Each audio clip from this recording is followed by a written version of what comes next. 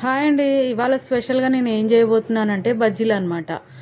ఈ బజ్జీలు నేను చేసుకునే విధానంగా అయితే మీకు చూపిస్తున్నానండి. ఈజీ ప్రాసెస్ ఇంకా టేస్ట్ కూడా బావుంటదనమాట. బజ్జీ మిరపకాయలు తీసుకొని నీట్‌గా కడుక్కున్న తర్వాత మధ్యలో చీల్చుకోవాలండి.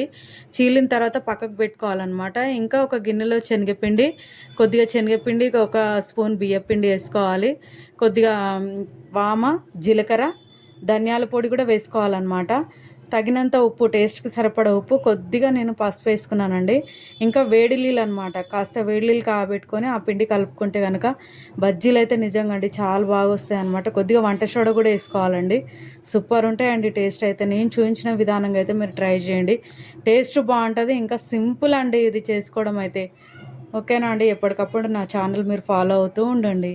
ఇంక ఇలాంటి ఫుడ్ వీడియోస్ అయితే మరిన్ని చూపిస్తానన్నమాట. మిరపకాయ బజ్జీలు, ఆలుగడ్డ బజ్జీలు అయితే చేసుకున్నాను. ఓకేనా.